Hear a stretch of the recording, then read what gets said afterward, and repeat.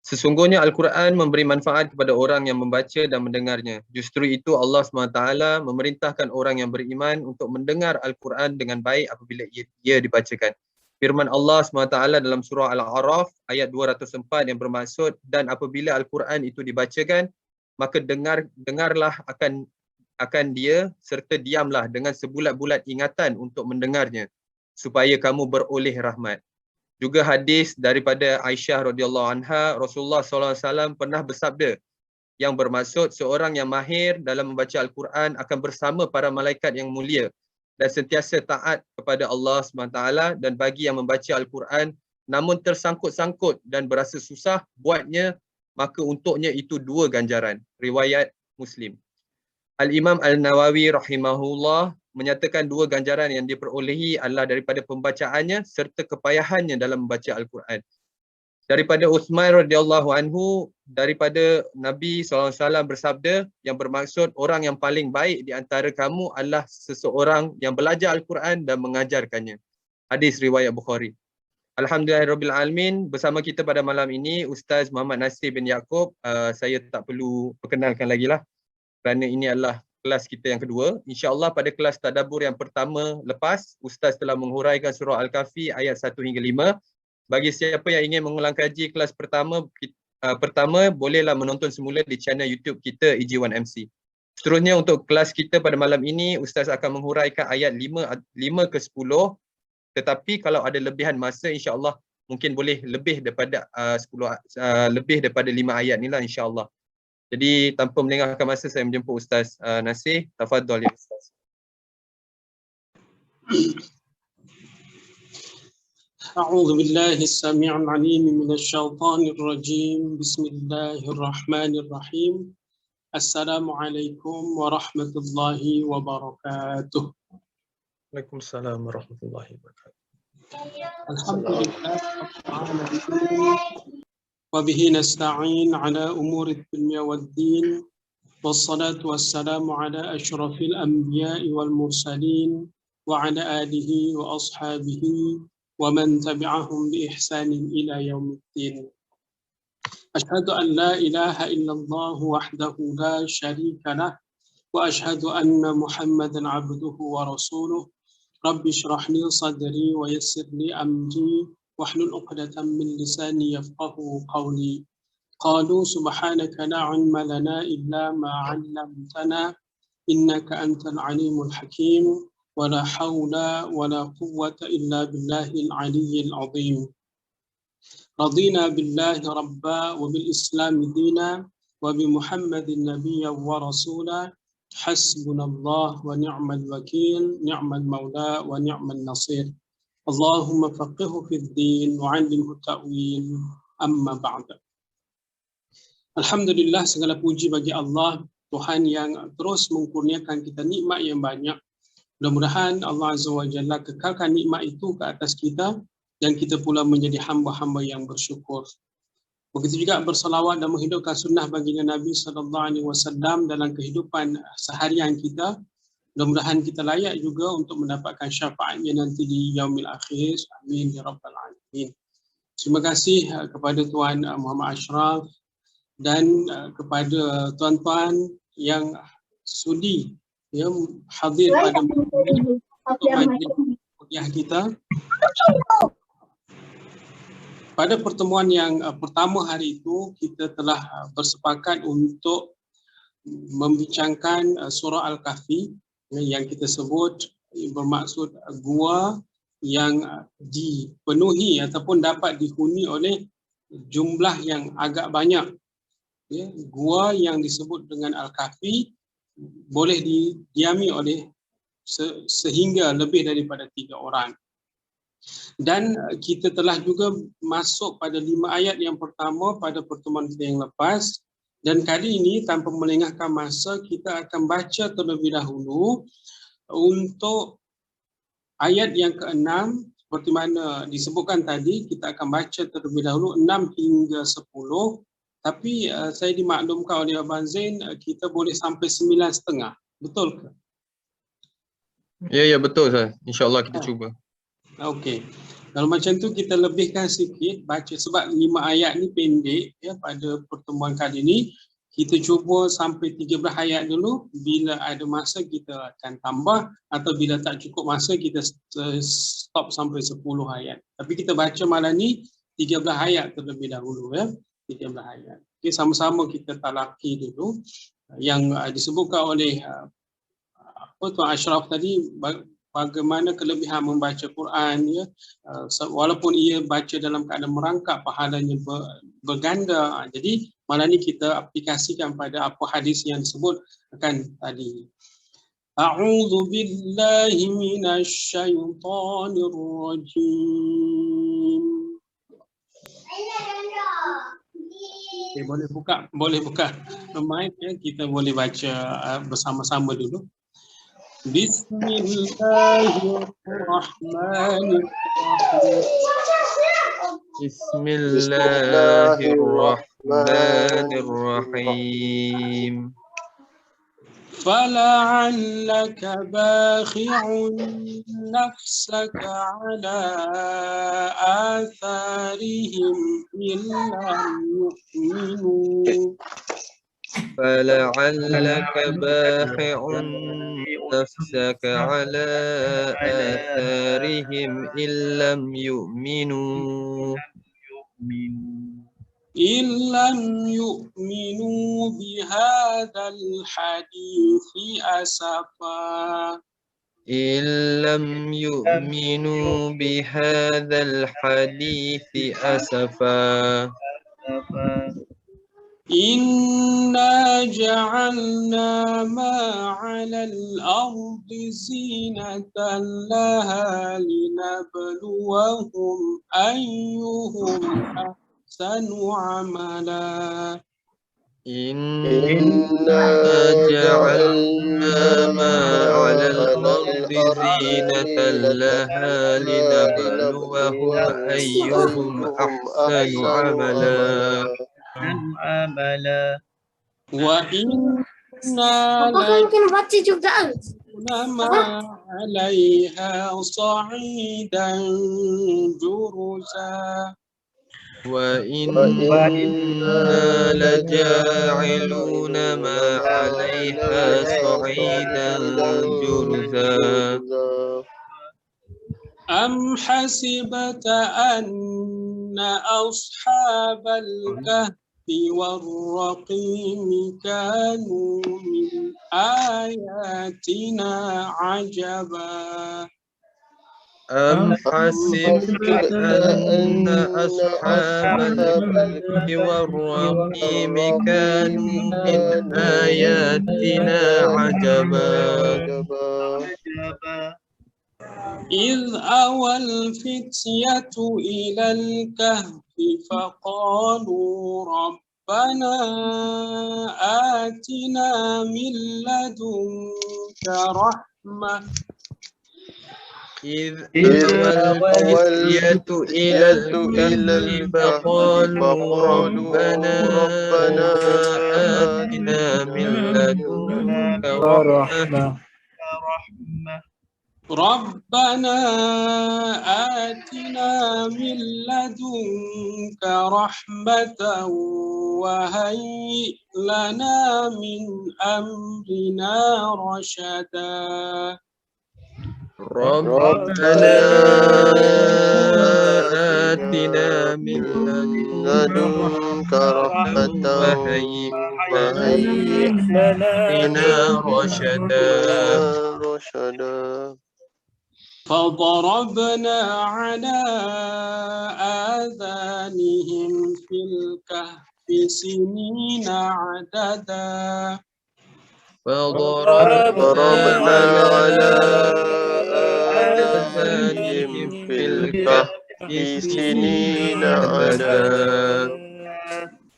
ثم بعثناهم لنعلم أي الحزبين أحصى لما لبثوا أمدا. ثم ثم بعثناهم لنعلم أي الحزبين أحصى لما لبثوا أمدا نحن نقص عليك نبأهم بالحق نحن نقص عليك نبأهم بالحق إنهم فتية آمنوا بربهم وزدناهم هدى إنهم فتية آمنوا بربهم وزدناهم هدى صدق الله العظيم. صدق الله العظيم. Alhamdulillah kita dapat baca bersama-sama. Boleh kenalkan saya siapa pengurusi Elmina grup surau ni? Tuan Muhammad Rizwan. Ada. Ada. Assalamualaikum Ustaz. Waalaikumsalam Tuan. Apa khabar?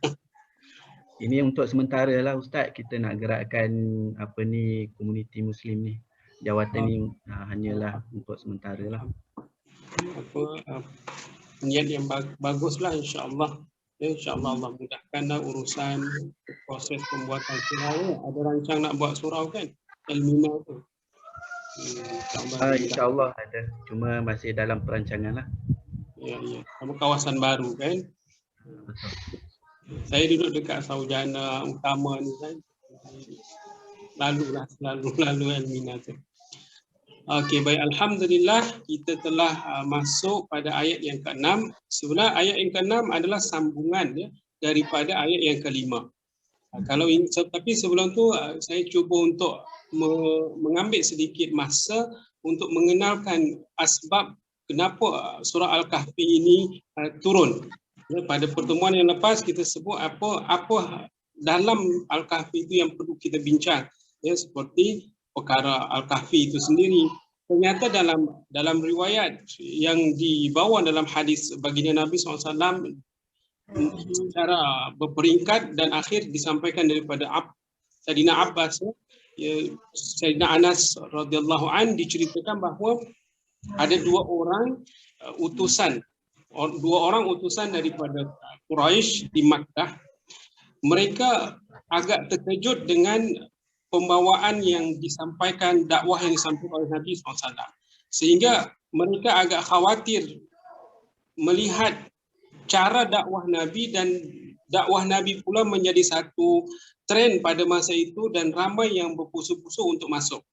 Jadi orang-orang Quraisy yang dah terbiasa hidup dengan cara nenek moyang mereka menyembah berhala terganggu dengan adanya Nabi dengan membawa dakwah ajaran agama baru menurut mereka mengganggu-gugat kesejahteraan agama nenek moyang. Tapi sebahagian daripada pembesar-pembesar Quraisy ini berpakat untuk berfikir betul tak yang dibawa oleh Nabi kita SAW, sehingga diutuslah dua orang ke Madinah. Di Madinah masih ada lagi kumpulan-kumpulan macam pendeta-pendeta Yahudi yang memiliki kitab-kitab agama terdahulu. Sehingga mereka pergi ke Madinah semata-mata untuk bertanya kepada pendeta Yahudi yang dianggap memiliki pengetahuan tentang akan adanya Nabi akhir zaman. Jadi dua orang ni disebut di sini namanya ialah An-Nahdah bin Al-Haras ataupun satu lagi Uqbah bin Abi Mu'ith. Dua orang ini menjadi wakil daripada kaum Quraisy, kafir Quraisy, untuk mempersoalkan betul ke Muhammad apa yang disampaikan oleh Nabi SAW. Maka pergilah mereka ke Madinah untuk memastikan, dan diberi petua oleh Yahudi tersebut, pendeta Yahudi tadi, kalau kamu nak tahu yang Muhammad itu betul atau tidak, maka cukup tanya 3 soalan ini. Sebab 3 soalan ini adalah perkara yang memang ada pada kitab terdahulu. Diceritakan oleh mereka kalau sekiranya dia dapat menjawab makna Muhammad itu bukan sembang belaka, bukan seorang yang menipu akan ajaran yang dibawa. Tapi kalau dia tak dapat jawab, maka kamu faham-fahamlah. Dan 3 soalan ini yang mereka pegang untuk disoalkan kepada Nabi SAW. Dan 3 soalan itu adalah yang kita sebut pada minggu lepas. Ia disuruh oleh pendeta itu ditanya kepada baginda Nabi SAW akan hal yang pertama tentang pemuda yang ditidurkan di dalam gua tadi, Al-Kahfi tadilah. Itu soalan yang pertama. Sebab Al-Kahfi ini berlaku jauh sebelum Nabi ada lagi, sebelum Islam ada lagi. Perkara itu telah berlaku pada zaman-zaman yang sangat lama. Dan pada ayat ke-6 ini menyebutkan, akan menceritakan pada ayat yang kita akan baca nanti, ada rakaman yang disebutkan dalam Al-Quran. Sehingga kalau betul Nabi adalah seorang yang diutus oleh Allah, dia akan tahu perkara bab-bab yang lama sebab Allah yang mencipta alam semesta. Dan disuruh juga soal kepada Nabi bagaimana keadaan seorang pemuda yang berkelana maghrib, masyrik tentang Dzulqarnain itu telah.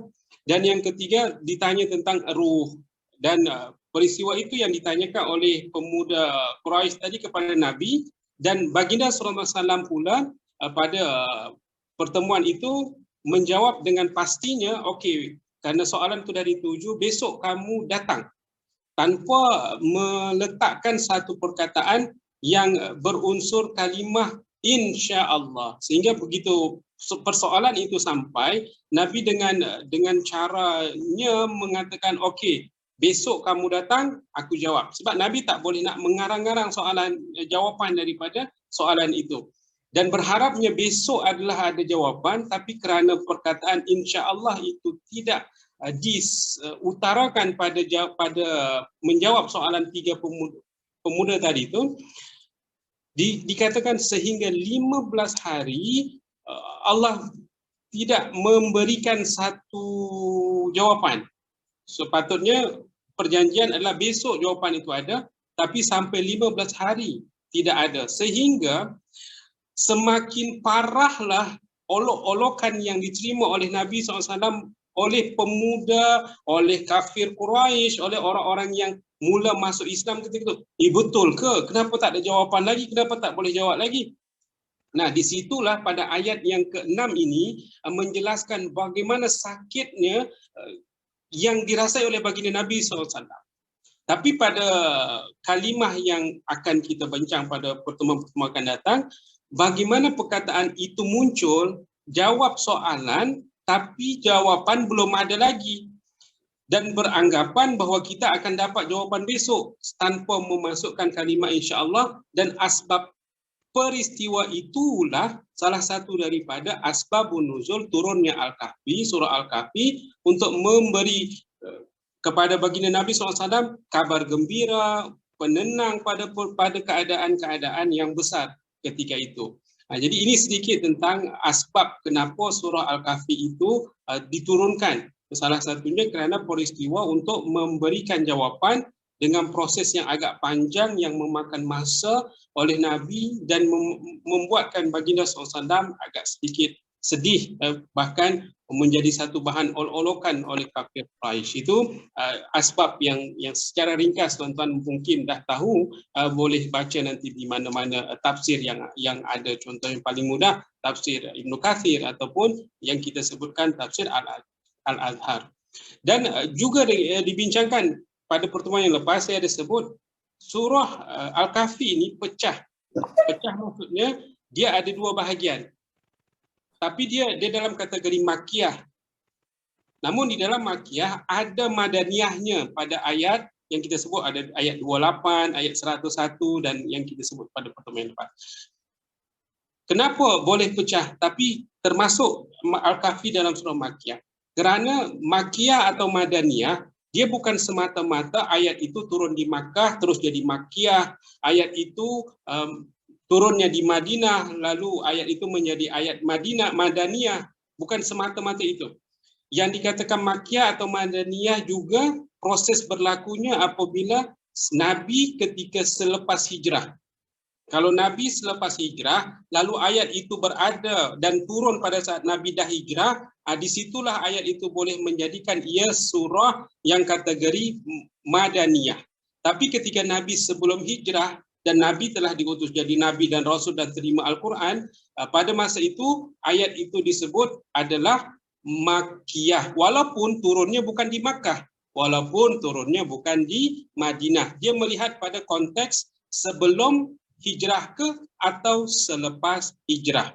Jadi kalau turun kan turunnya di Taif, kan turunnya contohnya bukan di Makkah, kenapa dia disebut Makkiyah juga? Dia bukan di Madinah, kenapa disebut Madaniyah juga? Sedikit adalah informasi untuk kita, dia bukan hanya pada tempat yang membuatkan ia menjadi Makkah, Madaniyah, Makkiyah, tapi proses sebelum atau selepas Nabi berhijrah. Tak kisah di mana tempat, dia akan menjadi Makkiyah atau Madaniyah. Dan pada ayat yang ke-28 dalam surah Al-Kahfi, dia kategori Madaniyah sebab dia menjawab hukum hakam tentang peristiwa yang berlaku pada ayat tersebut. Ini adalah muqaddimah sedikit ya untuk kita mengambil bahawa ayat surah Al-Kahfi ini dia istimewa sedikit kerana dia memiliki proses tempat turunnya itu dua keadaan. Makkah dikatakan Makkiyah juga ada, dikatakan Madaniyah juga ada. Walaupun jumlah keseluruhan dominannya adalah Makkiyah dan ia pula kategori Makkiyah, tapi ada ayat yang berlaku dalam proses Madaniyah. Ini yang unik juga dalam surah Al-Kahfi. Baik, itu adalah perbincangan sedikit tentang kenapa dia Makkiyah, lalu bagaimana turunnya ayat tersebut. Kita masuk terus kepada ayat yang ke-6. Disebutkan Allah berfirman, فَلَعَلَّكَ بَاخِعٌ نَفْسَكَ عَلَىٰ آثَارِهِمْ إِنْ لَمْ يُؤْمِنُوا بِهَذَا الْحَدِيثِ أَسَفًا. Maka jangan pula engkau wahai Muhammad, فَلَعَلَّكَ بَاخِعٌ نَفْسَكَ, membinasakan dirimu. Fa dalam kalimah ini adalah mengatakan bahawa ayat 5 dengan ayat 6 bersambung. Jadi fa ni maksudnya adalah sambungan daripada 5 dan 6 tu ada hubung kait. Disebutkan oleh Allah, kamu jangan pula ingin bakhi'. Bakhi' ni dia makan dalam. Sakitnya itu kalau ada satu lagu tu sakitnya tu di sini. Dikatakan sakit sangat-sangat disebabkan pada ayat kelima, pada ayat yang 5 yang lepas, bagaimana mereka memperolok-olok Allah yang dikatakan bahawa Allah tu beranak, Allah tu punya anak. Sakit bagi baginda itu satu perkataan yang menyakitkan. Ditambah lagi dengan perkara-perkara yang mereka mainkan dengan isu di mana Nabi tak boleh jawab yang kita sebut tadi. Proses soalan yang mereka harapkan, kalau ini Nabi ni nipu ni. Rupanya prosesnya lama. Mereka jadi bahan sakit. Dan yang menyakitkannya lagi adalah orang-orang yang menghinanya itu adalah orang-orang yang sangat dekat dengan dia, dengan baginda Nabi SAW.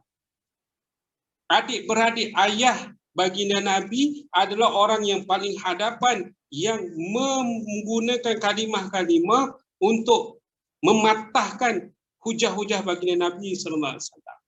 Akhirnya apa? Yang Allah beri nasihat dalam arti kata hiburan kepada Nabi. Janganlah engkau wahai Muhammad membinasakan nafsak diri kamu. Ala atharihim, dan kamu menanggung duka yang bersangatan atas mereka-mereka ni. Tak perlu kamu sampai kalau kita sebut pada hari ini ya, sampai ingin mati sahaja, macam tu. Bakhi ini adalah satu perasaan yang sangat sakit. Nabi bukan hanya sakit kerana dikatakan itu, tapi Nabi sakit kerana melihatkan orang-orang yang dia sayang adalah orang-orang yang melawan atas apa yang dia sampaikan. Apa yang mereka perolok-olok itu juga adalah illam yu'minu bihadzal hadithi.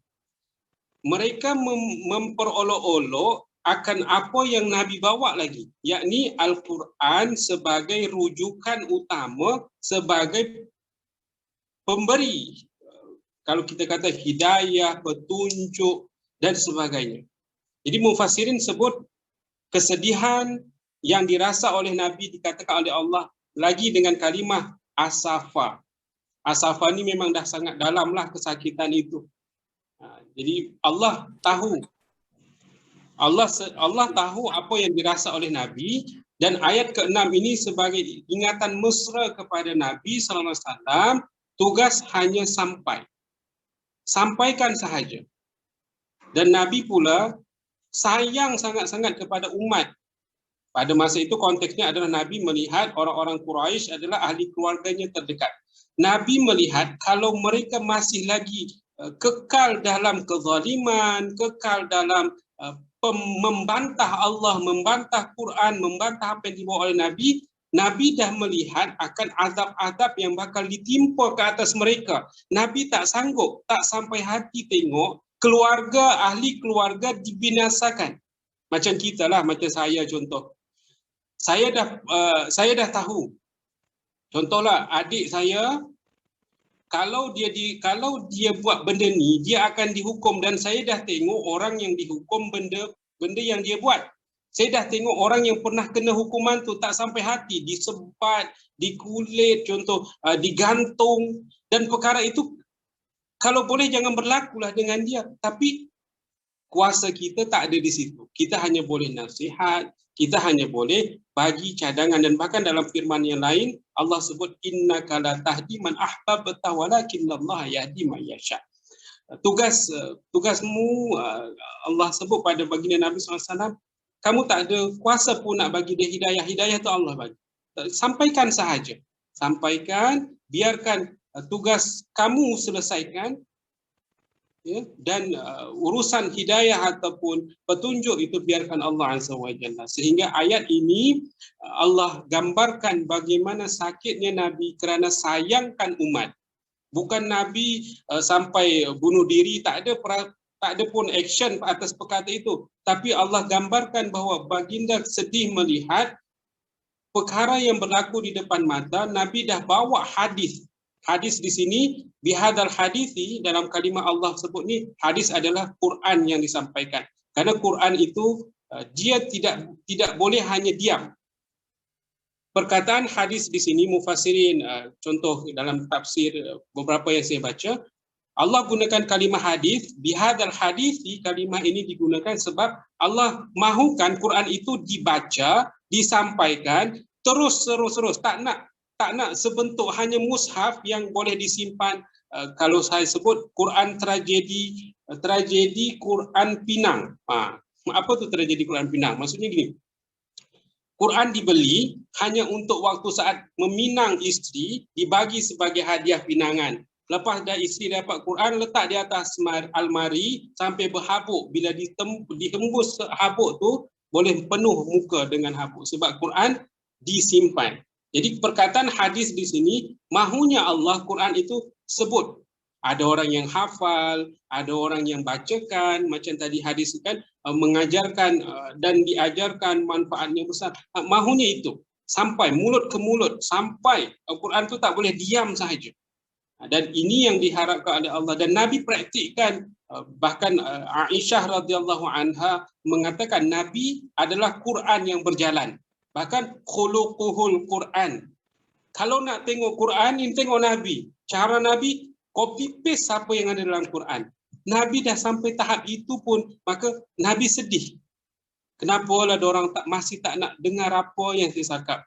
Padahal saya cakap A, B, saya apa yang Allah suruh cakap, saya cakap benda yang itu saja. Dan yang sakitnya, orang-orang yang sayangkan dia waktu kecil, tapi mereka pula yang menentang akan perkara itu. Ini yang membuatkan gambaran daripada ayat ini. Pertama, bakhi' adalah satu perkara yang muncul dalam hati, perkata yang sedih. Lalu Allah gambarkan asafa adalah kalimah mengatakan sedihnya itu kerana dia sayang kamu. Bukan sedih saja-saja, bukan sedih yang dibuat-buat, tapi kerana Nabi tahu kamu akan dapat azab yang berat yang pernah ditengok oleh Nabi dan tak sampai hati.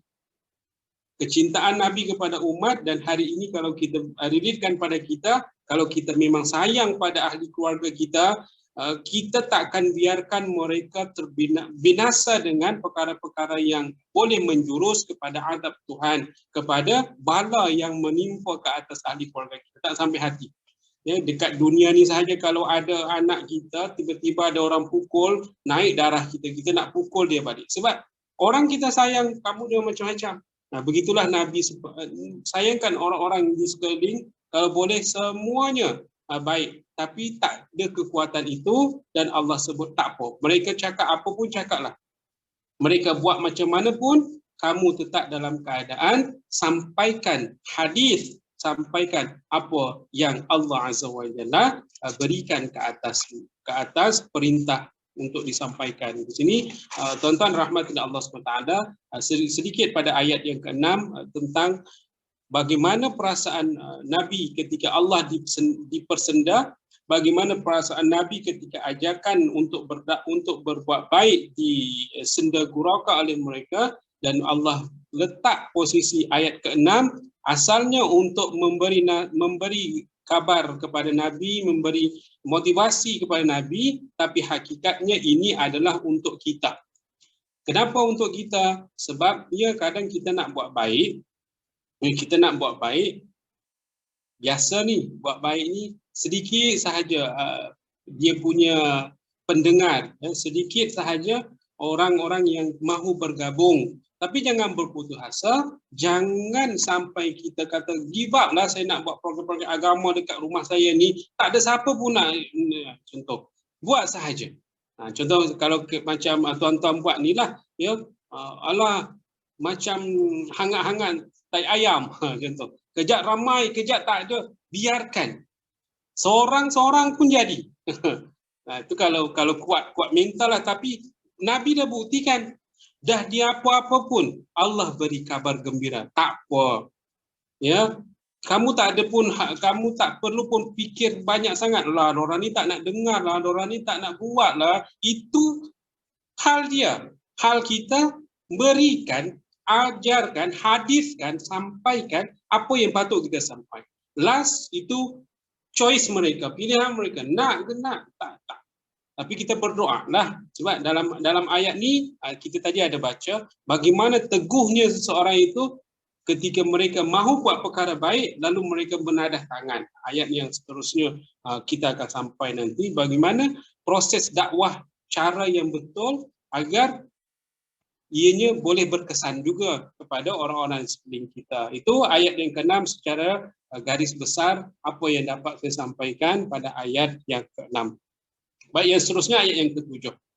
Ayat yang ke-7 disebutkan juga inna ja'alna ma'alal ardi. Ini kabar macam Nabi Allah beritahu kepada Nabi, jangan sedih sangat. Apa yang bakal kamu dapat kalau kamu masih stay pada dakwah, masih teruskan walaupun sakitnya itu tak boleh nak diungkap. Allah beri satu gambaran, inna ja'alna ma'alal ardi zinatan laha.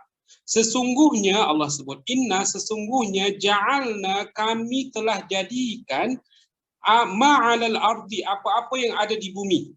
Allah sebut zinatan laha, yakni sebagai perhiasan baginya.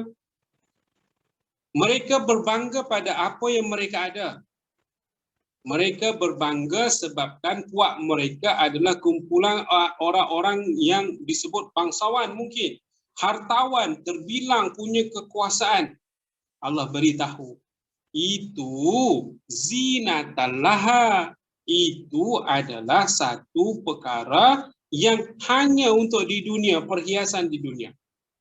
Kerana kami, kata Allah Azza wa Jalla, linabluwahum ayyuhum ahsanu amala. Kami, Allah sebut, nak tengok ketika dunia telah diberi kepada mereka, siapa orang yang ahsan amala, orang yang terbaik dalam segi amalan. Pastilah kalau segi amalan yang terbaik adalah baginda Nabi SAW. Allah nak sebut, kamu jangan sedih lah. Orang kamu yang terbaik sekarang ni, amalan melampaui orang-orang lain. Kalau mereka punya jawatan tinggi, mereka berbangga dengan puak-puak mereka, mereka duduk dekat rumah yang mewah, itu zinatallaha, itu sebagai hiasan semata-mata. Kalau baginda SAW mahukan dunia, ya, Gunung Ganang pernah menawarkan diri, cakap je, saya boleh jadi segunung bukit emas untuk wahai Rasul. Tapi bukan itu yang menjadikan kegilaan ke atas Nabi atas dunia ini. Nabi melihat, bahkan dalam sabda Nabi SAW mengatakan bahawa dunia ini hanya, ni dalam sabda Nabi, separuh daripada sayap nyamuk. Pandangan Nabi ke atas dunia dikatakan hanya separuh sayap nyamuk, itulah yang diperebutkan oleh dunia, oleh orang-orang yang berada dekat dunia. Kalau dia dapat separuh sayap nyamuk itu besarnya. Tapi kalau dia tak dapat, dia sebesar sayap itu. Jadi jangan bersedih hati sangat jika dunia tidak ada. Tapi peristiwa ini bukan hanya untuk Nabi, untuk kita semualah. Ya, untuk kita semua yang berlaku bagaimana cara menyikapi zinatallaha, yakni perhiasan pada dunia yang kita tumpang. Ada orang yang melihat perhiasan dunia ini sebagai ladang dakwah mereka. Ada orang yang melihat dunia ini sebagai ladang untuk memastikan dirinya berada dalam posisi tertinggi. Kalau pada zaman baginda Nabi SAW, orang-orang kafir Quraisy, orang-orang Quraisy tersebut yang membangga-banggakan diri sampai melihat akan dakwah Nabi, dilihat pula lagi orang-orang yang mengikut kebanyakannya bukan orang-orang yang berduit. Tambah lagi lah mereka pandang sebelah mata ketika dakwah itu baru bertapak di saat Nabi berjuang untuk tegaknya agama. Dalam ayat ini juga ada sindiran-sindiran kepada mereka-mereka yang bertahtakan dunia sampai lupa bahawa Allah beri sebutan, Allah hanya mahu melihat siapa di antara kita ayyuhum ahsanu amala. Ayat yang terakhir pada ayat yang ketujuh ini Allah sebut kunci daripada ayat ketujuh. Allah hanya mahu lihat siapa yang terbaik pada saat dia berada di dunia ini. Dan terbaik apa? Segi amalan. Kalau Nabi dah terbukti amalan terbaik, ya. Nabi jaminan syurga, memang. Nabi maksum pula. Tapi umatnya adalah menjadi satu perkara yang juga perlu untuk diambil perhatian. Sekarang dunia mungkin macam saya sebut, bahkan Nabi SAW menyebutkan orang itu dah boleh kata diri dia kaya kalau dia bangun pagi, ada makanan untuk dia makan. Bangun pagi itu tengok duit boleh beli nasi lemak lagi. Anak isteri boleh makan lagi. Kalau ada sahaja pagi itu masih hidup, lalu badan sihat, duit ada untuk makan pagi itu, dah boleh kata kamu kaya dah. Kalau kaya raya itu lainlah, kaya Nabi sebut. Supaya apa? Supaya kita jangan asyik memikirkan benda-benda yang memenatkan kepala sampai kita lupa ayyuhum ahsanu amala. Kamu mahukan tujuan utama untuk memperelok amal sebab yang terbaik saja yang akan mendapatkan kedudukan terbaik nanti bertemu dengan Allah SWT. Dalam kitab Al-Hikam ada satu perbincangan tentang tajrid dengan kasab. Ini kitab Al-Hikam ni ada sebutan dia. Bagaimana keadaan orang yang mahukan dunia terlepaskan akhirat, ada yang orang mahukan akhirat terlepaskan dunia, ataupun dia dalam perasaan tajrid. Tajrid ni maksud gini, kan best kalau hidup ni ibadat sahaja. Dia kata macam tu. Itu tajrid. Dia mahukan kalau boleh ibadat saja. Tak payah kerja. Tak payah ada amal, tak payah ada perbuatan. Amal tu perbuatan. Kalau boleh dia nak beribadat saja, itu tajrid. Kata kita Al-Hikam, ya, orang yang seumpama itu, orang yang beranggapan kalau boleh ibadat sahaja tanpa ada usaha untuk kehidupan dunia, dia sedang dilanda angan-angan nafsu. Kenapa? Sebab dia takut kalau dia beramal sahaja, beramal, bagus sebenarnya. Tapi dunianya dia perlukan juga untuk kehidupan anak isteri. Setakat mana? Setakat yang Nabi sebut tadi. Memadailah adanya untuk makan, untuk minum. Jangan sampai ibadat dibuat tapi kerja tak ada, menyusahkan orang lain. Itu tak bagus juga. Maksudnya macam kita ni, macam tuan-tuan lah. Kerja ada. Amal ada. Ini yang betul. Ya. Jangan sampai ibadat sampai masjid tutup pun dia tak balik lagi. Kerja tak ada, anak isteri dibiarkan tak makan, contohnya. Tajrid tu, dia sedang dilanda penyakit tajrid. Ibadat tapi dia lupa tanggungjawab bahawa ada anak isteri yang perlu dibagi makan sekadar untuk kenyang pun jadi. Bukan untuk kaya raya, untuk duduk dapat rumah banglo-banglo bertingkat-tingkat ni. Sekadar makan. Tapi orang yang kasab ni, orang yang kasab pula, dia macam ni, macam yang zinatan laha, gilakan akan dunia. Kasab ni, dia punya akal, dia punya fikiran macam ni. Kalau boleh lah kan, baik 24 jam ni kerja je, tak payah ada ibadat lah. Jadi kan aku cepat kaya, ibadat tu nanti-nanti boleh lah. Ini orang yang memikirkan pasal dunia saja tanpa sedikit pun. Kalau dikata mana yang terbaik, dua-dua, jangan sampailah perkataan itu ada. Yang terbaik, kerja memadai akan untuk kehidupan sementara, ibadat yang dia buat adalah untuk perbekalan amal ketika bertemu dengan Allah Azza wa Jalla. Sehingga pada ayat yang ke-7 ini memberikan kabar gembira kepada Nabi dan kepada orang-orang yang mengikut telunjuk yang diajarkan oleh Allah. Dunia kamu galilah sehabis yang kamu mahu. Tapi dunia, ya dunia akan berakhir di dunia.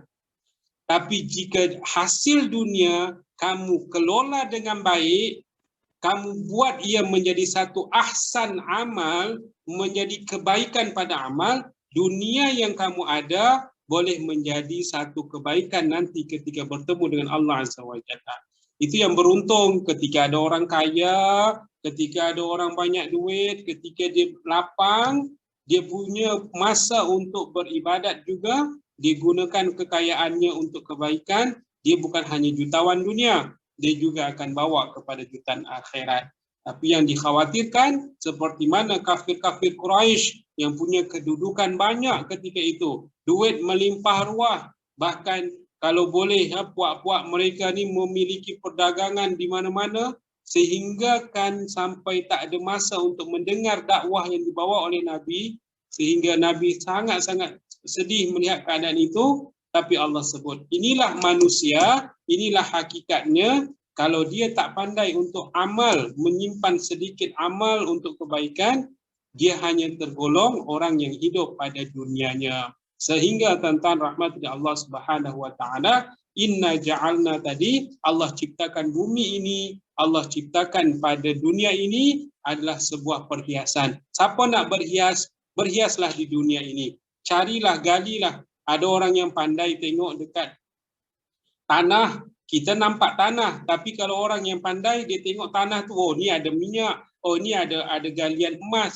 Dia boleh kelola dunia ni dengan apa sahaja dengan kepandaian yang dia ada, tapi hakikat hujung-hujungnya dunia yang dia ada kalau dikelola dengan betul, dia boleh kaya dunia dan akhiratnya. Ini yang kita harap berlaku pada kita, bukan seperti kafir Quraisy yang mengambil dunianya sampai tak nak dengar apa yang disampaikan oleh Nabi, sehingga dia tidak menjadi orang ahsan amala, yang lebih baik amalnya. Dunianya dia dapat, tapi akhiratnya tersiksa. Yang dikhawatirkan oleh Nabi itulah kepada kita semua. Jadi ayat yang ke-7 ini menggambarkan bagaimana Allah memberikan nasihat kepada Nabi SAW agar tak payah sedih-sedih sangat.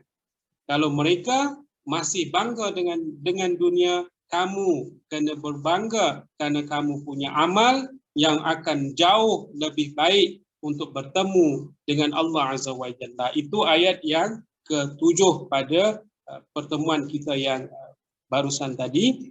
Dan terus pada ayat yang ke-8, ya, kita teruskan. Saya pun kalau bercakap ni baru ayat sedikit ni, baru 2 ayat. Saya harap cukuplah masa yang kita ada ni untuk menghabiskan 13 ayat ni. Ya.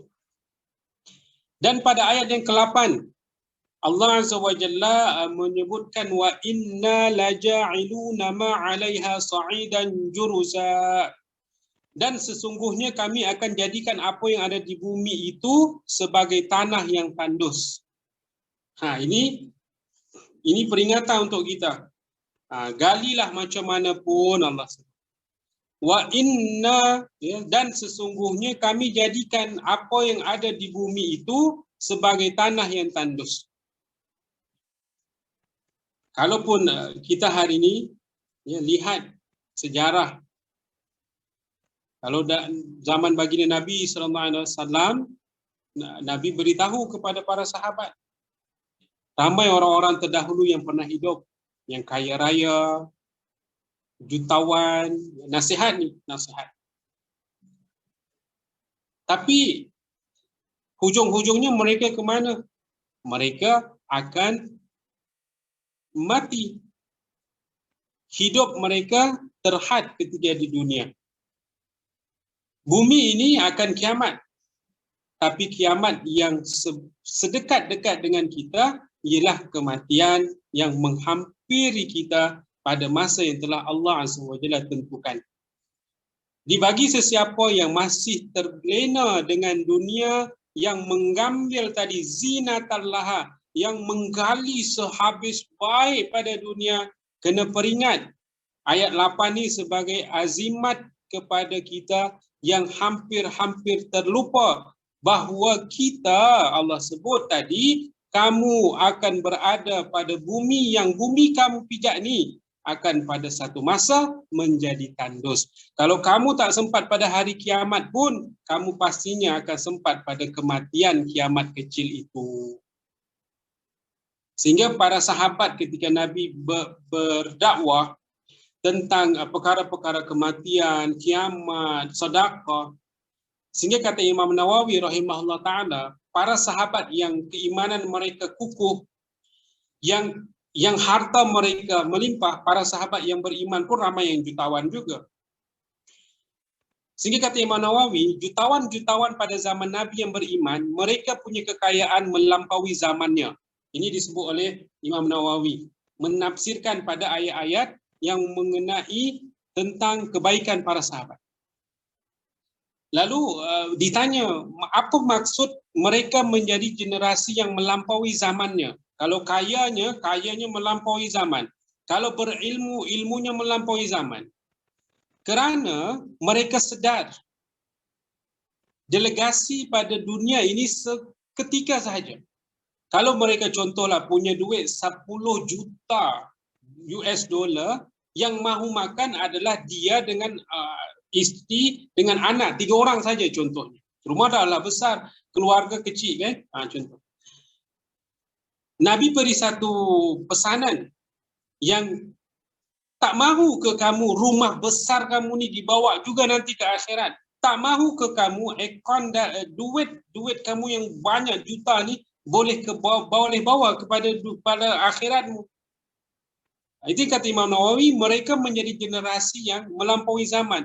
Kerana harta yang mereka ada, yang mereka rasa memang takkan habisnya, 7 keturunan pun takkan habis untuk makan duit itu.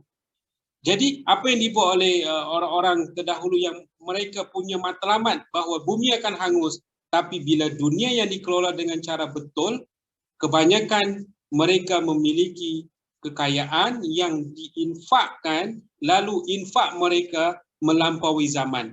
Contohnya, kalau tuan-tuan pernah pergi ke Makkah, mesti tahu, mesti pernah lihat ataupun pergi ke Madinah, satu tempat yang ini adalah peninggalan yang ditinggalkan oleh sahabat. Contoh telaga perigi kan, kalau disebut telaga ataupun perigi, ataupun kebun kurma yang ditinggalkan oleh Sayyidina Uthman contohnya.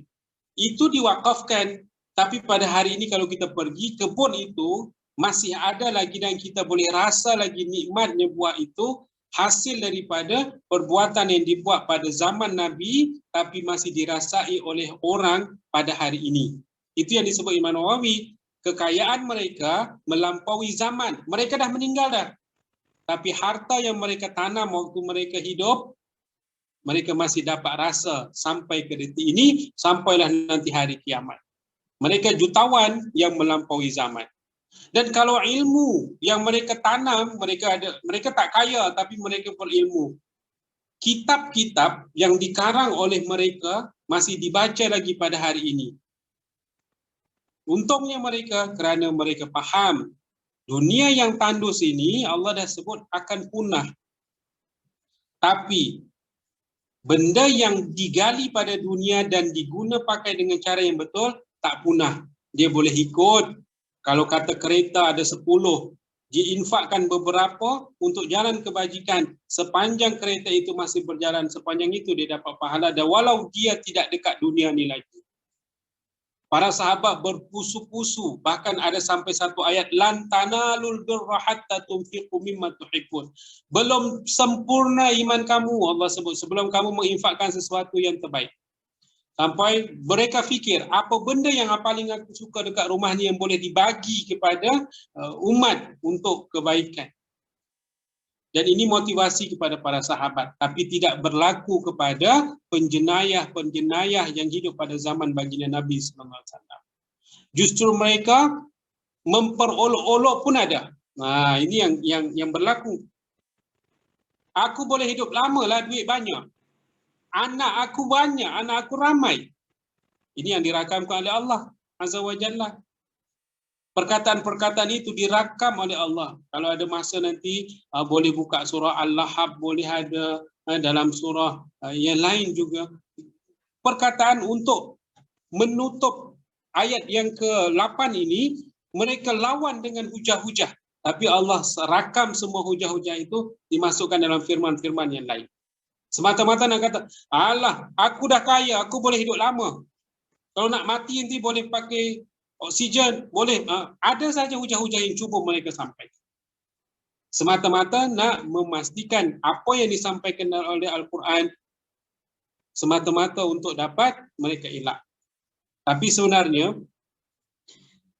kalau tuan-tuan pernah dengar kisah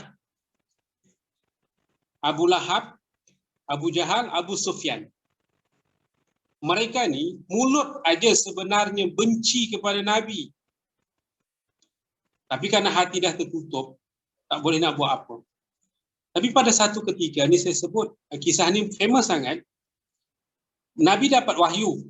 Nabi terima wahyu dan ayat Quran. Contoh dapat ni, contohlah ayat 8 turun ataupun ayat-ayat yang mana turun. Lalu Nabi akan membacanya kepada para sahabat dan pada malamnya Nabi akan salat dan baca Quran.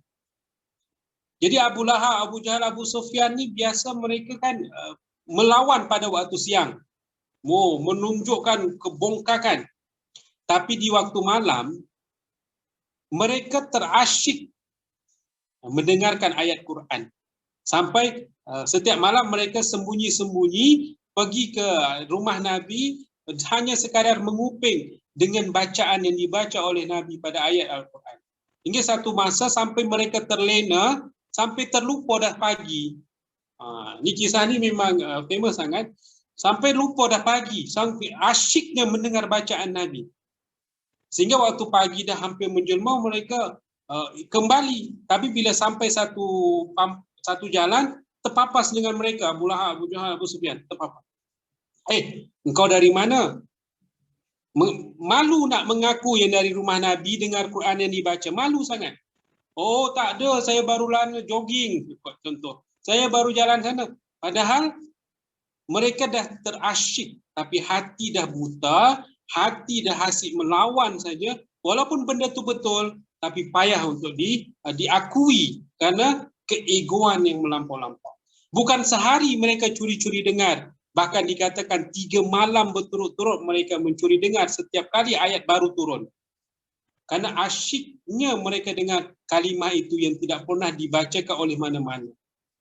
Orang yang munafik sekalipun, orang yang ingkar kepada Nabi sekalipun, tapi dengan Quran mereka suka. Tapi hati buta tak boleh nak mengambil kebaikan. Sedangkan kita tak sampai seumpama itu.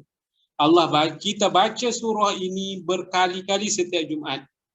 Kita baca dia bukan sekali, berkali-kali, dan bahkan ia menjadi satu kebiasaan kita setiap Jumaat. Alangkah rugi ketika peringatan ayat ke-8 yang Allah sebut. Kamu sibuk ke? Sibuk sangat ke? Sampai kamu lupa yang dunia ni akan tandus. Dunia ni akan, tanah dia akan rata. Kalaupun belum sampai kiamat, kamu sendiri dah rata dengan tanah. Kamu akan ditanam siap-siap. Pada masa COVID ni, ya Allah, ramai sangat kawan-kawan kita, jiran-jiran kita, orang yang kita kenal secara dekat atau secara jauh, yang Allah ambil dengan penyakit dan sebagainya.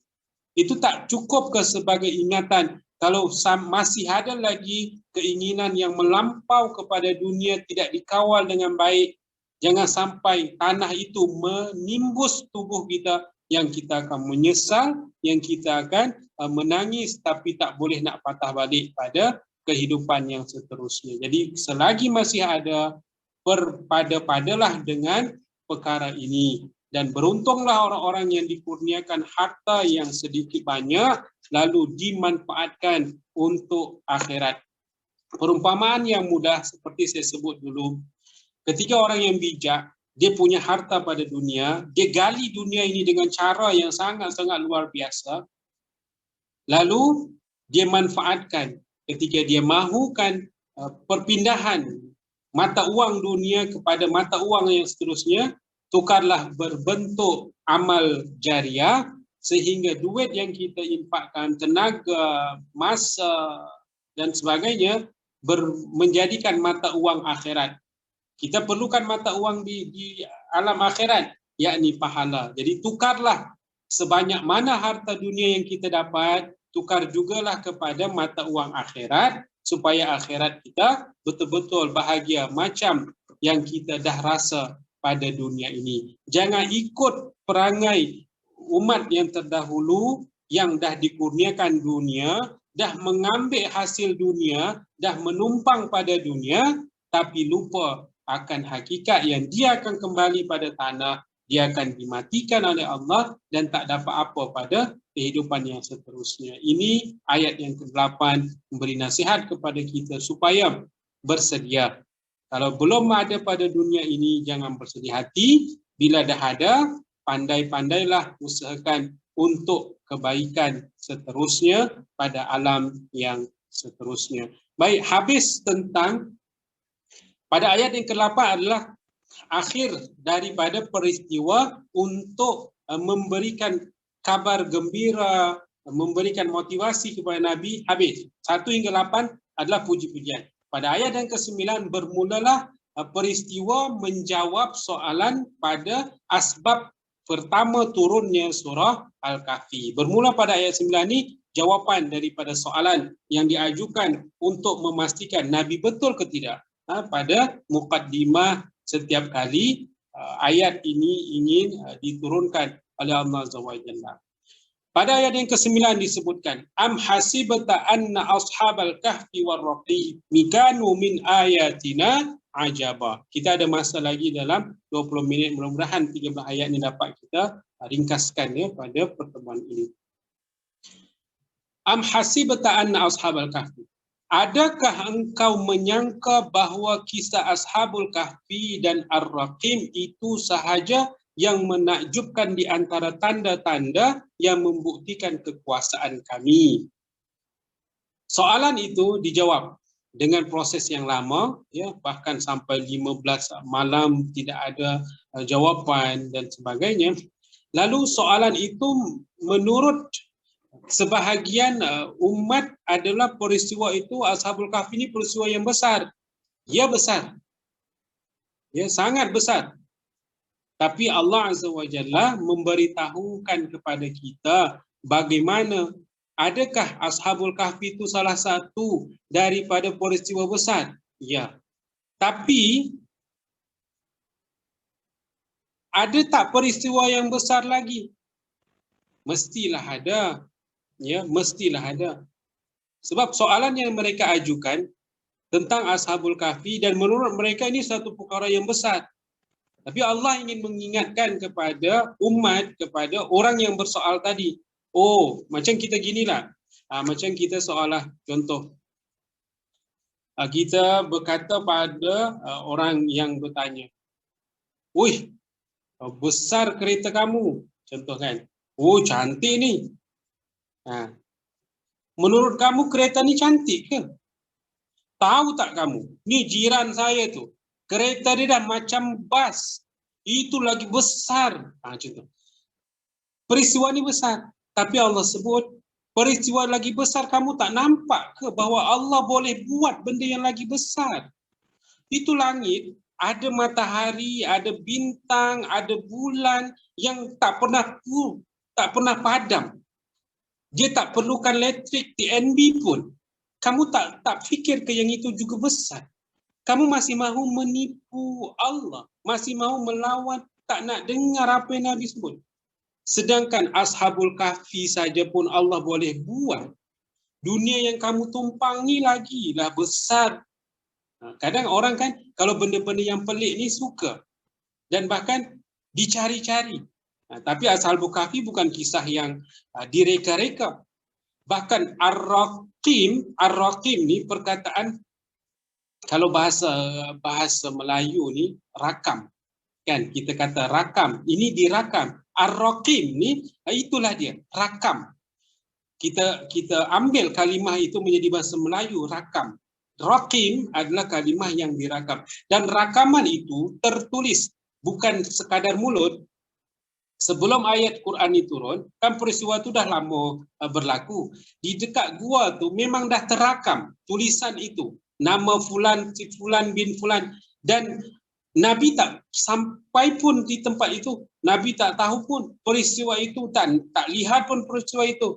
Tapi bagi Nabi, kerana yang menyampaikannya Allah dan disebut Ar-Raqim, Allah kalimahkan kata-kata Ashabul Kahfi war-Raqim tadi, kerana dekat. Kalau kamu pergi ke gua, ke Al-Kahfinya itu, ke guanya itu, ada Ar-Raqim, ada rakamannya, yakni tulisan.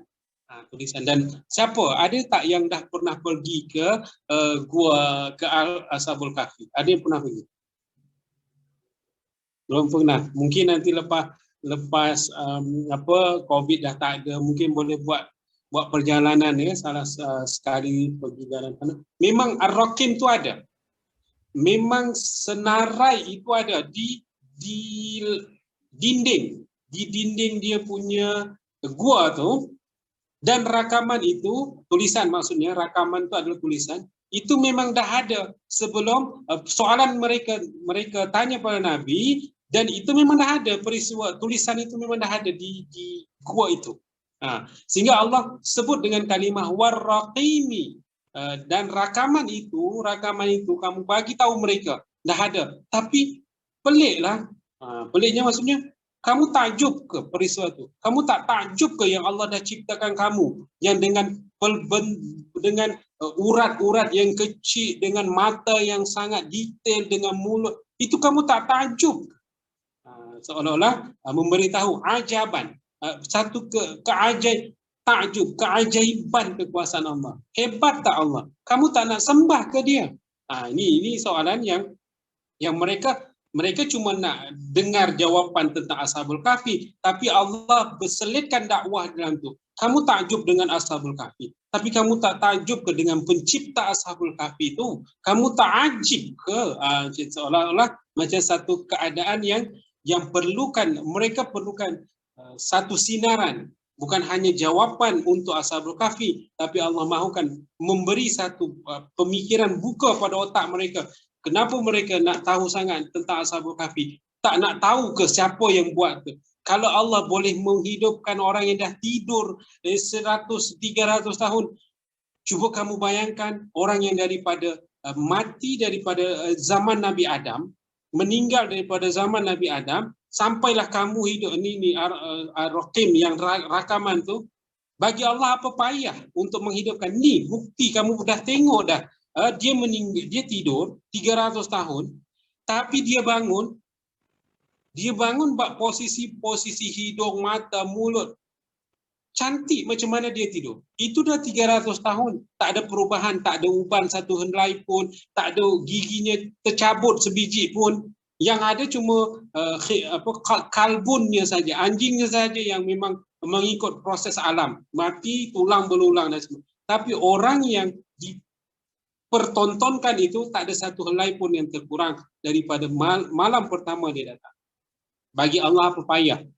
Summa yumitukum summa yuhyikum summa ilaihi turja'un. Ayat ni famous, kita selalu baca. Kamu dimatikan, kamu dihidupkan, matikan lagi, hidupkan lagi. Apa payah pada Allah? Allah cipta kita. Daripada tanah seketul pun boleh jadi manusia.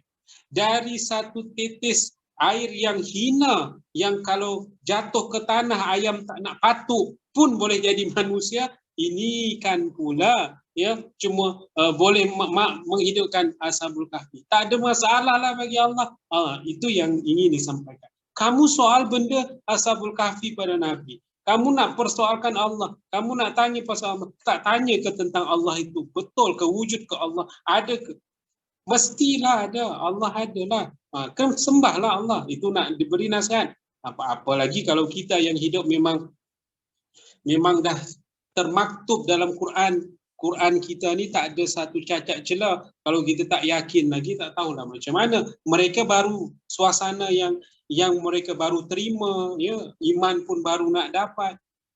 Wajarlah perdebatan pada hati, tapi kita yang hidup dah berpuluh tahun, dah berjuta tahun, beratus ribu tahun, di antara peristiwa itu, di antara Quran ini turun, Nabi dah sampaikan kalau masih ada lagi yang masih belum percaya akan kekuasaan Allah. Allah boleh apa saja, kun kata Allah, fayakun boleh berlaku. Kalau masih ada yang mampu dan mahu menderhaka, ini kita serahkan sahajalah kepada Allah Azza wa Jalla. Sehingga Ashabul Kahfi yang mereka tanya, ada selit dakwah dalam firman Allah Azza wa Jalla ini. Dikatakan membuktikan kekuasaan kami, luas kekuasaan kami, bukan hanya sekadar Ashabul Kahfi. Kami ciptakan manusia, kami ciptakan langit, kami susun semua atur cakrawala, itu Allah yang cipta.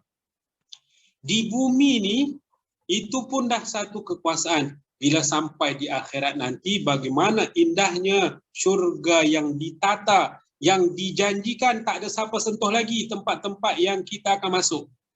Apa tak lagi kita terbeliak mata kita nanti ketika diizinkan untuk sampai. Ini satu jawapan daripada soalan yang mereka tanya. Satu soalan, tapi hikmah daripada soalan itu adalah tauhid. Memperkatakan bahawa Allah itu kuat, Allah itu esa, Allah itu mampu. Jadi apa alasan kamu tak nak beriman lagi? Berimanlah jom. Yang tanya itu belum beriman lagi. Nabi beri satu jawapan yang singkat, padat. Makiyah ini, ya, ayat makiyah ini dia bukan ayat yang detail secara garis. Kalau makiyah ini dia singkat, padat, tepat. Kalau madaniyah dia panjang. Dia akan mendetail sedikit sebanyak tentang persoalan itu. Tapi kalau ayat makiyah ni kebiasaannya dia singkat, padat, tepat. Sebab orang yang bertanya ni pun gelabah. Nak tahu kalau tanya 3 soalan terus. Agak-agak macam saya lah. Macam saya tengah cakap-cakap, tiba-tiba ada seseorang, saya nak 3 soalan terus. Oh, kau ni gelojoh sangat. 1 soalan pun jadilah. Ini 3. Sebab orang yang terburu-buru macam tu, dia kena jawab dengan cara yang lebih bernas, lebih singkat pada soalnya banyak. Nak jawab 1 orang padahal. Nanti kalau semua orang bersoal yang banyak semua itu memerlukan masa yang banyak. Jadi dan ia termasuk dalam kata makiyah lah. Itu yang tersebut dalam kitab kita baca tadi. Bagaimana keadaan Ashabul Kahfi yang menjadi satu ajib, satu kekuasaan Allah yang hebat daripada soalan yang disoalkan oleh mereka. Lalu apa hebatnya pemuda itu? Dalam ayat yang ke-10 ni digambarkan setidaknya perkara yang mereka buat. Dalam ayat ke-10, ya, okey, ada masa 8 minit lagi ataupun 9 minit lagi. Saya rasa sampai 10 je malam ni. Tak sempat saya nak habiskan 13. Maafkan saya tuan-tuan, ya. Maafkan saya. Saya beranggapan mahu banyak, tapi kalau saya dah cakap, saya tak boleh berhenti dulu. Ya. Okey, ayat yang ke-10 sebagai penutup. Ayat yang ke-10 Allah jawab lagi tentang siapa Ashabul Kahfi. Kenapa dia hebat? Kenapa Allah istimewakan dia? Id awal fityatu ilal kahfi. Diingatkan bahawa peristiwa itu ketika serombongan orang-orang muda pergi ke kahfi, pergi ke gua. Fityatu ilal kahfi. Sekumpulan pemuda. Ini bukan kumpulan orang-orang tua, bukan kumpulan kanak-kanak yang belum balik, tapi pemuda. Pemuda ni kalau kita relatekan pada hari ini 40 dan ke bawah lah. Pemuda kan. Kalau yang 40 dan ke atas tu namanya pemuda juga, tapi pemuda masa lalu. Pemalu nama dia. Pemuda masa lalu. Dia pernah muda tapi dah lalu dah. Ini pemuda betul-betul. Itu yang kata Ashabul Kahfi ni memang betul muda. Faqalu, mereka berdiri, mereka berkata. Kenapa mereka berkata? Dalam tafsir sebut. Sebelum mereka kata faqalu, sebelum mereka berkata di sini mereka berdoa, berdiri berdoa.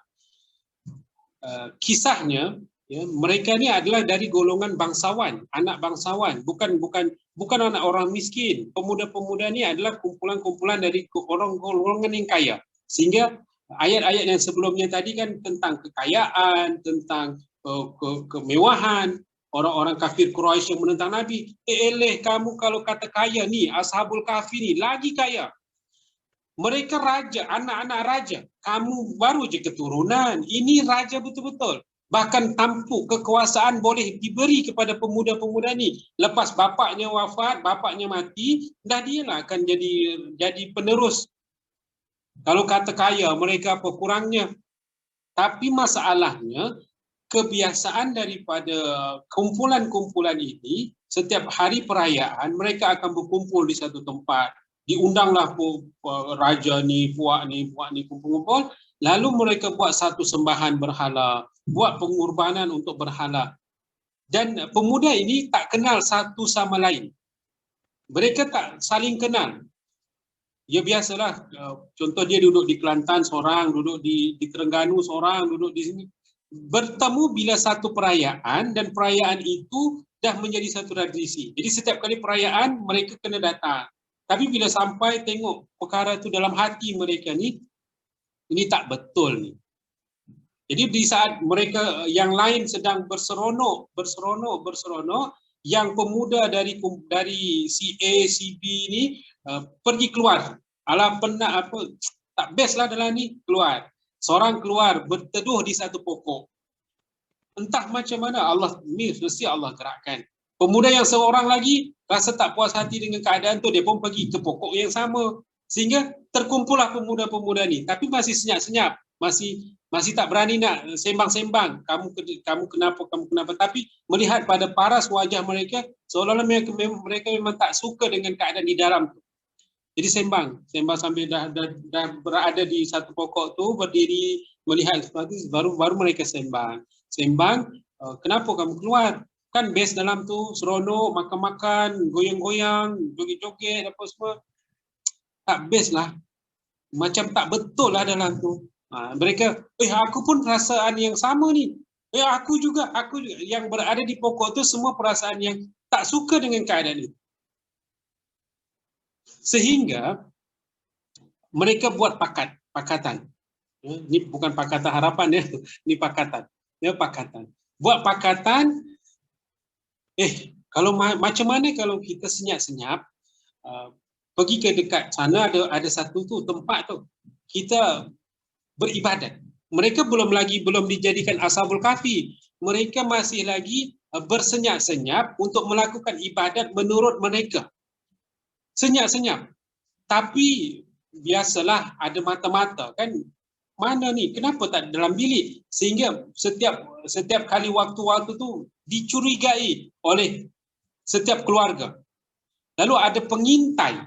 Nah, ada pengintai yang melihat kumpulan pemuda ni, apalah yang dibuatnya di dekat gua tu. Nah, sehingga kan terlihatlah, tersebutlah perbuatan mereka dan disampaikan kepada ketua raja. Pada saat disampaikan pada ketua raja ini, raja tak berani nak menghukum sebab mereka adalah anak bangsawan-bangsawan yang memegang tampuk pemerintahan, yang kalau dibuat macam-macam nanti dia pula yang diturunkan. Jadi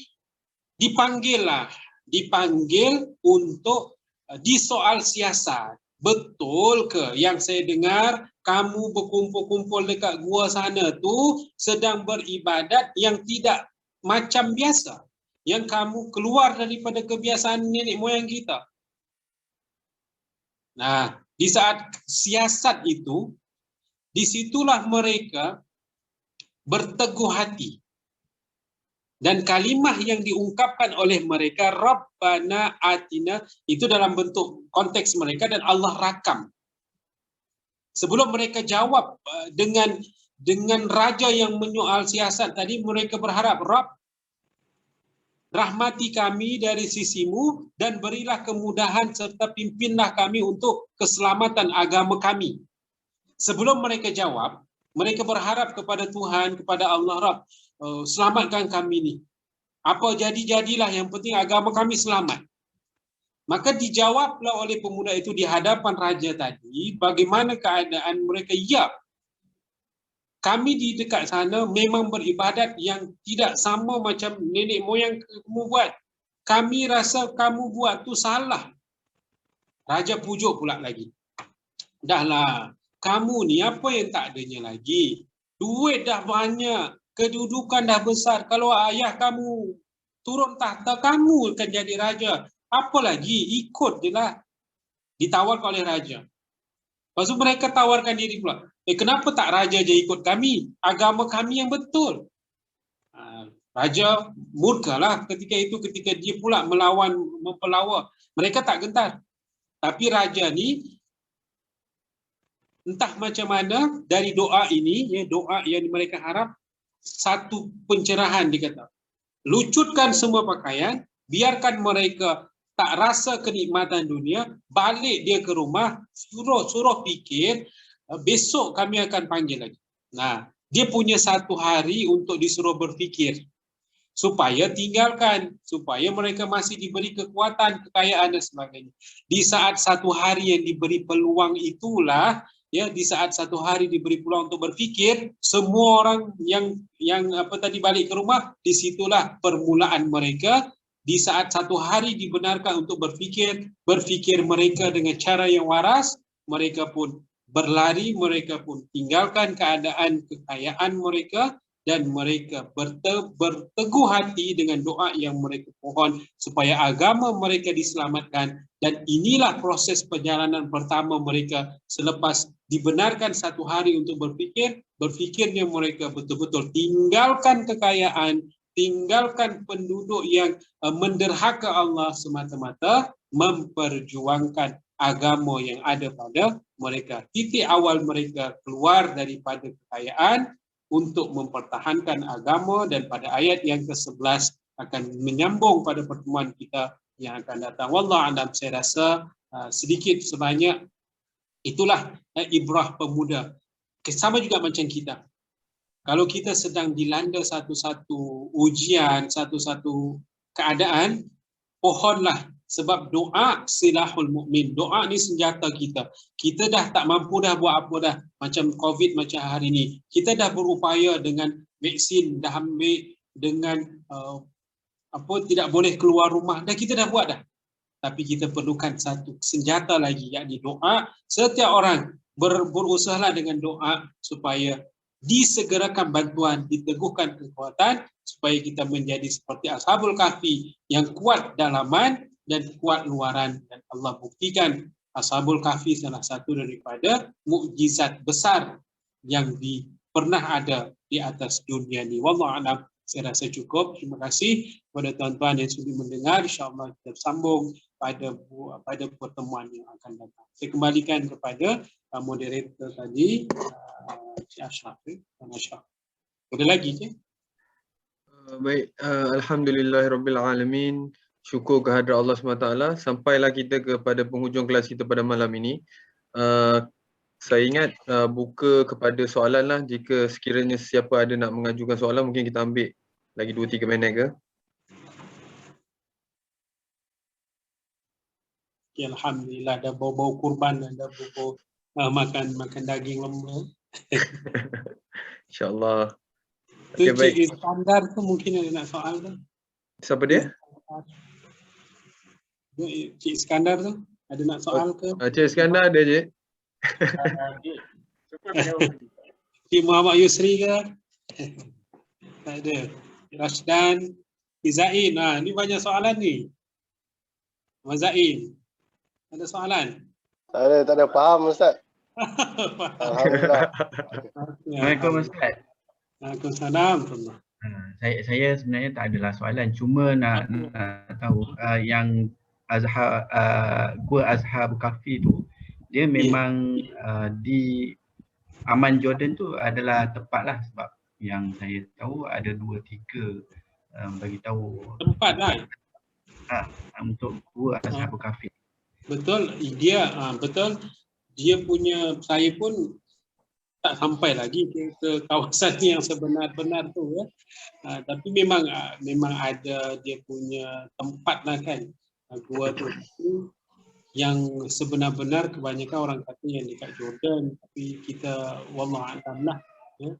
Yang pastinya memang bila sampai Warraqim tu, bila dia ada tulis senarai tu, ianya benarlah. Cuma mungkin tempatnya yang menjadi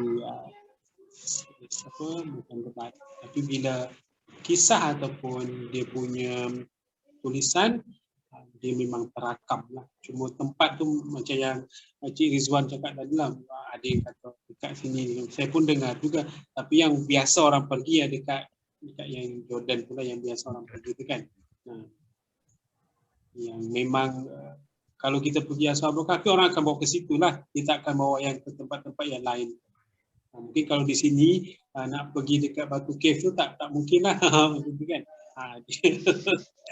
Dia hanya ada pada tempat itu, dan kalau ada tempat-tempat lain juga mungkin sebagai sejarah yang lama.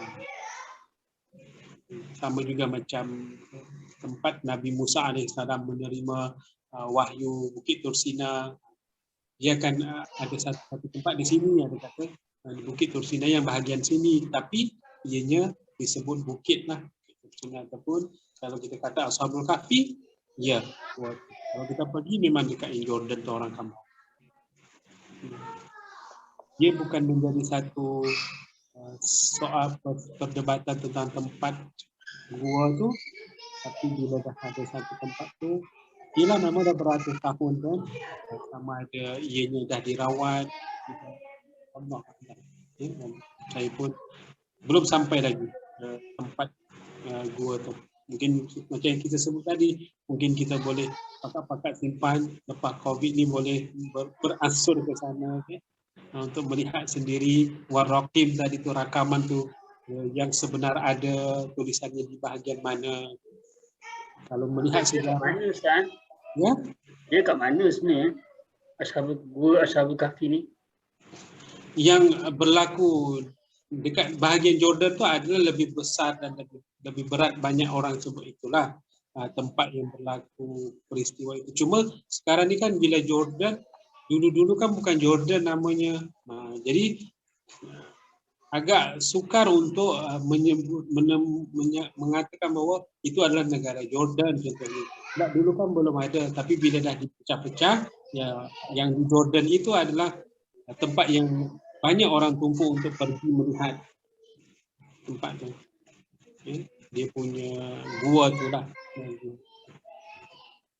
Yang kita kalau pergi memang yang di Jordan, Gua Ashabul Kahfi itu memang akan dibawa ke situ. Kalau kita pergi ziarah, dia akan bawa ke situ lah.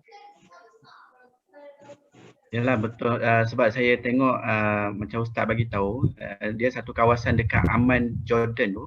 Ah, Ustaz tahu tadi Warrakim. Dia satu tempat yang dulu memang dikenal Warrakim.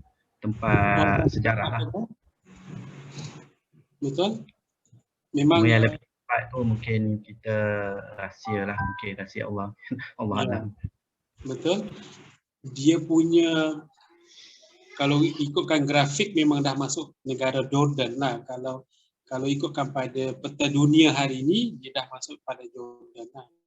Dan gua tu Raqib, ya, sebutan memang Raqib.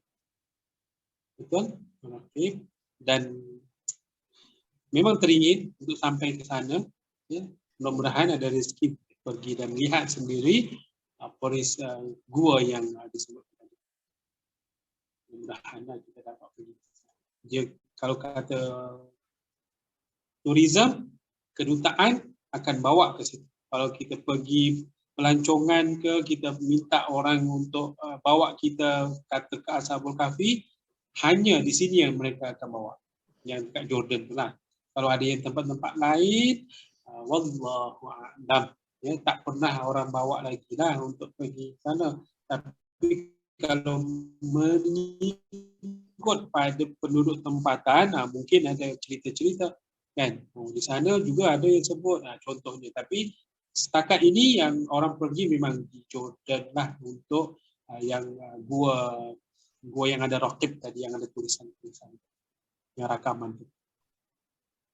Boleh nanti tengok di Google, ya. Boleh tengok di Google kondisi gambar-gambar untuk menghilangkan kerinduan. Gambar-gambar banyak dah sekarang kan, dia punya canggih lah untuk kita boleh tengok ke dalam.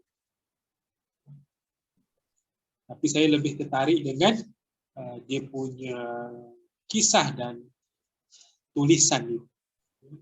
Kadang kita boleh buat di satu tempat bentuk yang sama, tapi ianya memang satu perkara yang berlaku lah, yang berlaku, insyaAllah.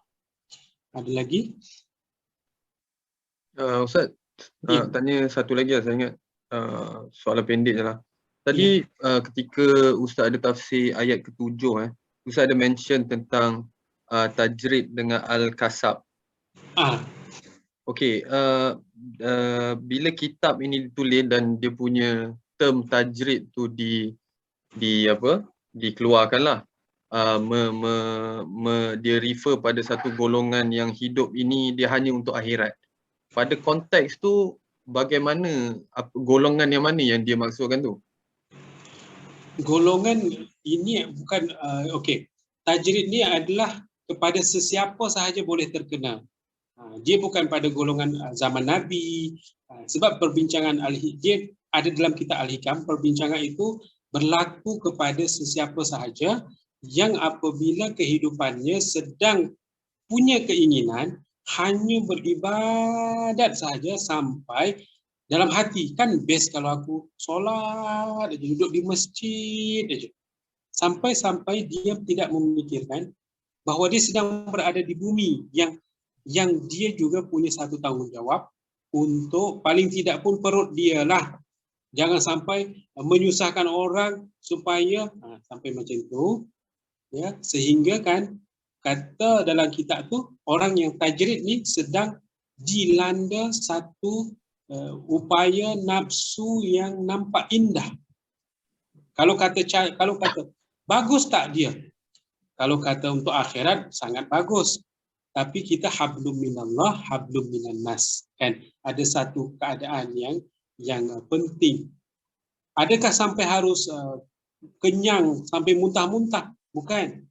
Dia sekadar macam yang sebut tadi. Sekadar dia boleh makan, anak boleh makan, yang tidak sampai menyusahkan orang lain, dah cukup dah dikategorikan terlepas daripada tajrid tadi. Maksudnya sederhana lah, Ustaz. Betul. Memadai. Tidak berlebih-lebihan lah. Betul. Dia pada kaedah mencari dan menggunakannya.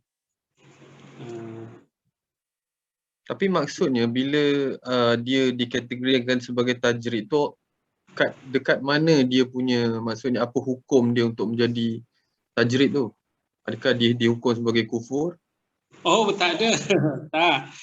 Tak, dia bukan kepada menjadi seorang yang ingkar ataupun menjadi seorang yang keluar daripada. Dia sedang dikenakan satu penyakit. Dia sedang sakit dalam arti kata dia sedang menyakiti diri dan menyakiti orang lain. Boleh jatuh, kalau dibiarkan boleh jatuh sampai kalau menyusahkan orang lain apa? Zalim lah. Kalau tidak pun zalim pada diri dan zalim pada orang di bawah tanggungan. Sehingga orang yang tajrid ni nasihatnya sangat mudah. Berikan usaha ataupun berikan dia nasihat untuk dia berusaha. Tajrid ni senang. Yang payahnya nanti kalau dia kasab tadi. Melampaui pada dunia sampai dia tak ada keinginan dan belum berkeinginan untuk akhirat. Kaya di dunia, dia tak akan menyusahkan orang lain. Tapi akhiratnya jauh lebih merana. Kalau yang ini kata apa Rizwan Aman Jordan dia putih jadi kedua-dua ni ada lemah dan ada kurang, ada baik. Tapi yang lebih baik nasihatnya apa pada tajrid dan kasab ni? Bila dia pada akhiratnya dah sangat istimewa, sederhana pada dunia pun dah cukup. Jika dia bermewah-mewah pada dunia, bersederhana pada akhirat pun dah cukup. Macam mana maksudnya? Memadailah. Kalau dia keterlaluan pada dunia sampai sibuk, setidaknya yang wajib janganlah tinggal. Untuk orang yang kasab ni, sibuk sangat dunia, setidaknya wajib janganlah tinggal.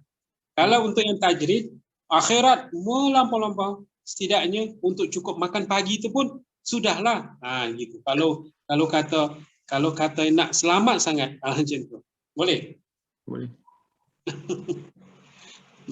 Dia bukan pada kufur, dia tak jatuh pada mana selagi dia tak melakukan dosa, tapi dia sedang dilanda satu penyakit. Nama dia digoda hawa nafsu, mencantikkan satu perkara dan menutup kewajipan yang sepatutnya juga. Bekerja kan juga boleh pahala, boleh dapat pahala kan bekerja. Ditutupi oleh keinginan yang satu pihak sampai yang itu disempitkan sampai dia tak punya masa untuk buat perkara itu. Padahal kalau yang tajrid ni kerja juga ibadat, boleh juga mencari nafkah untuk keluarga juga boleh pahala. Macam itulah. Wallahu a'lam. Okey, baik, jazakallah khairan katsiran kepada ustaz kerana meluangkan masa dengan kami. Kami doakan semoga Allah merahmati dan melindungi ustaz dan keluarga sentiasa. Sebelum kita menutup majlis, marilah kita menadah tangan berdoa kepada Allah SWT bagi memohon keberkatan dan kesejahteraan bagi kita semua. Jadi saya ingin menjemput Ustaz Nasir untuk memimpin doa kita, seterusnya menutup majlis kita pada malam ini, insya-Allah.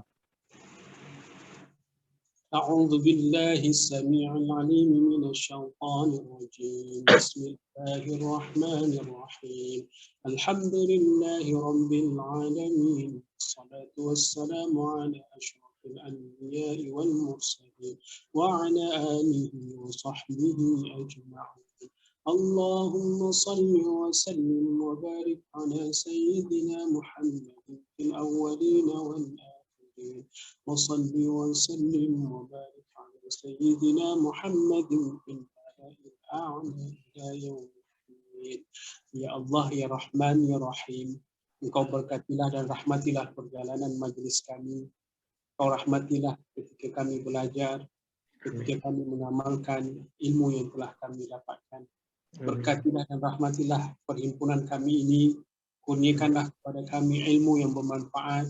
Sinarilah hati-hati kami dengan cahaya dan hidayah-Mu. Semoga dengan kami mudah menerima dan menghayati serta mengamalkannya.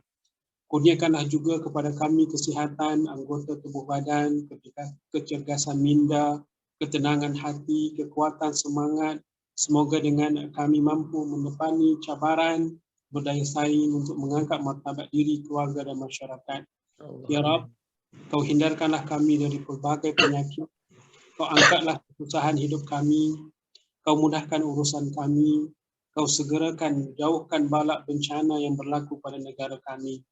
Ya Allah, ya Tuhanku, Kau sihatkan seluruh anggota keluarga kami. Kau mudahkan urusan seluruhnya, ya Allah. Amin. Ya Allah, ya Tuhanku, hanya kepadamu kami berharap, hanya kepadamu kami meminta. Rabbana zalamna anfusana wa illam taghfir lana wa tarhamna lanakunanna minal khasirin. Rabbana atina fid dunya hasanah wa fil akhirati hasanah wa qina adzaban nar. Wa sallallahu ala sayyidina Muhammad wa ala alihi wa sahbihi ajma'in walhamdulillahi rabbil alamin.